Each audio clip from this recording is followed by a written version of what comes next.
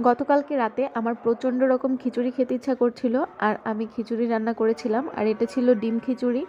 তো ডিম খিচুড়ির সঙ্গে আমি করেছিলাম শুকনা মরিচ, পেঁয়াজ ভর্তা, বেগুন ভাজি, টমেটো, কাঁচামরিচ, পেঁয়াজ আর ধনেপাতা দিয়ে আরেকটা ভর্তা করেছিলাম। তো আমি সবগুলো ভর্তা একটু একটু করে নিয়ে খিচুড়ির সঙ্গে খুব ভালো মতো মেখে নিচ্ছি। খিচুড়ি আসলে এভাবে মেখে না খেলে আমার কাছে ভালো লাগে না। তো এখানে হচ্ছে আমি শুকনা মরিচ, পেঁয়াজ ভর্তা, টমেটো ভর্তা, বেগুন ভাজি সব কিছু একটু একটু করে নিয়ে খিচুড়িটা খুব ভালো মতো মেখে তারপরে একটু ডিম ভেঙে নিলাম। আর এই বাইটটা খেতে এত বেশি মজা হয়েছিল। আপনারা কারা কারা এরকম খিচুড়ি খেতে পছন্দ করেন কমেন্টে জানাবেন। আর খিচুড়ির সঙ্গে কোন কম্বিনেশনটা বেশি ভালো লাগে সেটাও কমেন্টে জানাবেন।